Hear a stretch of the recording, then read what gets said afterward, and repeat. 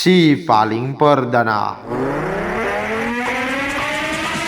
Artis Raffi Ahmad mengunggah surat ajakan memilih pasangan calon gubernur dan wakil gubernur Jakarta nomor urut 1 Ridwan Kamil Suswono pada Pilkada 2024 di akun Instagramnya pada masa tenang Pilkada serentak 2024. Surat tersebut bertanda tangan Ketua Umum Partai Gerindra, Prabowo Subianto. Surat itu berisikan ajakan untuk memilih pasangan Ridho pada Pilkada Jakarta 2024. Namun unggahan tersebut kini telah dihapus dari akun Instagram Raffi Ahmad. Koordinator Divisi Penanganan Pelanggaran Bawaslu DKI Jakarta, Beni Sabdo, menyatakan pihaknya akan menelusuri kebenaran beredarnya surat tersebut karena pada masa tenang dilarang melakukan segala jenis aktivitas kampanye.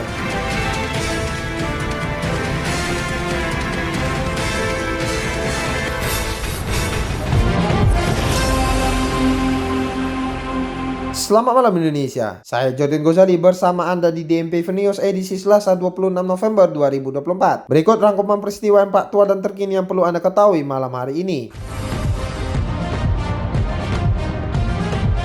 Polri pecat AKP Dadang Iskandar yang tembak kasat reskrim Polres Solok Selatan.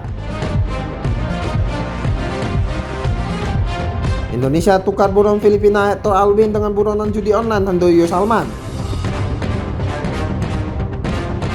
Hakim tolak pra peradilan Tom Lembong, emak-emak pendukung ngamuk.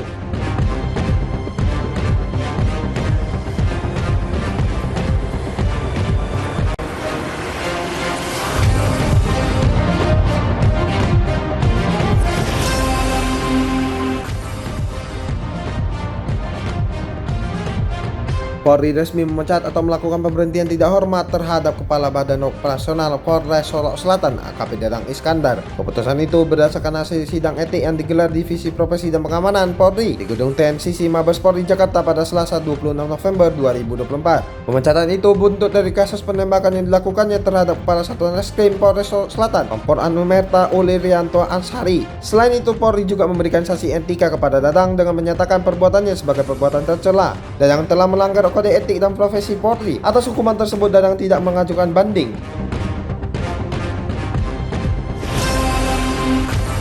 Hakim Tunggal Pengadilan Negeri Jakarta Selatan Tumbang Nuli Marbun menolak pra peradilan yang diajukan oleh mantan Menteri Perdagangan Thomas Trikasi Lembong atau Tom Lembong. Penolakan pra peradilan tersebut membuat sejumlah emak-emak pendukung Tom Lembong memprotes putusan hakim yang dinilai tidak adil. Mereka meneriakkan dukungan kepada Tom Lembong dan bahkan ada yang menangis. Para pendukung Tom Lembong juga melepaskan amarahnya kepada tim Kejaksaan Agung dengan menyebut mereka menerima uang haram dan pesanan rezim. Dalam putusannya, Hakim Tumbang Nuli Marbun menyatakan bahwa status tersangka yang disematkan pada Tom Lembong sah dan sesuai dengan aturan hukum. Kejagung telah menemukan bukti-bukti yang cukup untuk menjerat Tom sebagai tersangka, termasuk dengan melakukan ekspos menaikkan perkara dari penyelidikan ke penyidikan, serta menemukan indikasi dugaan korupsi impor gula yang merugikan negara.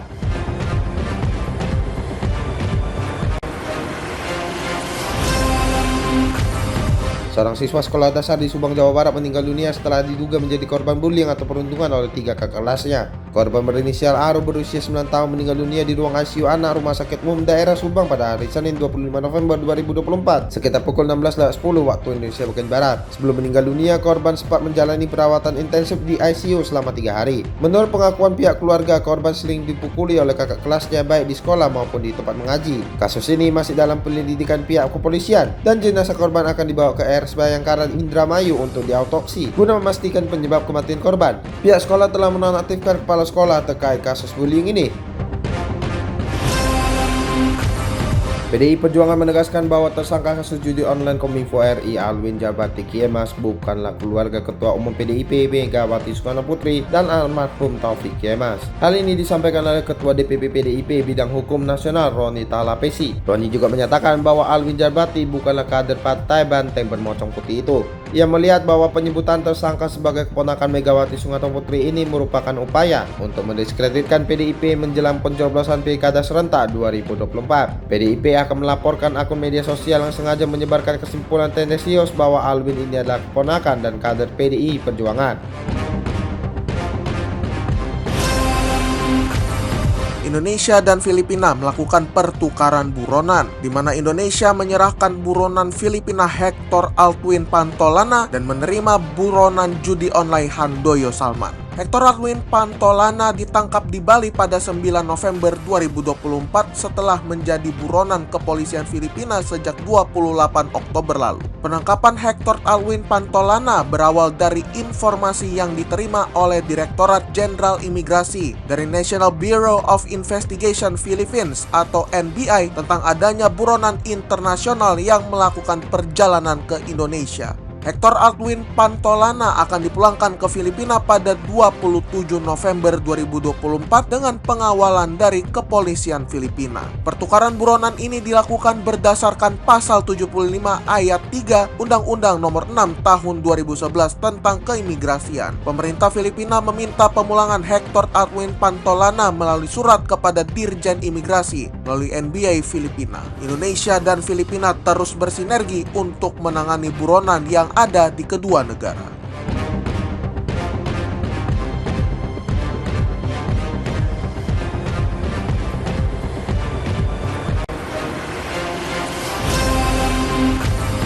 Istana Malacanang meminta mantan Presiden Filipina Rodrigo Duterte untuk menghormati konstitusi setelah ia mendesak Angkatan Bersenjata Filipina atau AFP untuk memperbaiki pemerintahan yang retak. Rodrigo Duterte dalam konferensi pers yang dilangsungkan di Davao City menyebut ia mendesak Angkatan Bersenjata Filipina untuk memperbaiki pemerintahan yang retak yang menurutnya tidak dapat diperbaiki. Pernyataan Duterte ini muncul di hari yang sama ketika putrinya, Wakil Presiden saat ini, Sara Duterte, menghadapi penyelidikan DPR Filipina terkait penggunaan dana rahasia olehnya. Sekretaris Eksekutif Lucas Bersamin mengecam pernyataan bermotif egois Rodrigo Duterte dan menuduhnya berusaha menggulingkan presiden yang sedang menjabat sehingga putrinya dapat mengambil alih pemerintahan. Bersamin menekankan bahwa pemerintahan Marcos akan menegakkan konstitusi dan supremasi hukum dan tidak akan mentolerir upaya yang melanggar hukum untuk merebut kekuasaan. Menurut para anggota parlemen meyakini bahwa pernyataan Duterte dapat dianggap sebagai penghasutan untuk memberontak. Mereka juga menuduh Duterte mencoba mengalihkan perhatian publik dari penyelidikan terhadap putrinya.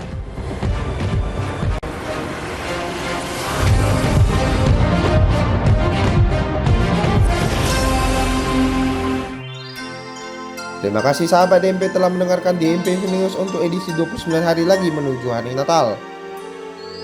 Kini Anda bisa mendengarkan berita fatwa dan terkini setiap hari dalam DMP News yang tayang setiap hari Senin hingga Jumat dan DMP on the Weekend yang tayang setiap Sabtu dan Minggu. Mewakili kerabat kerja yang bertugas, saya Jordan Gozali pamit undur diri.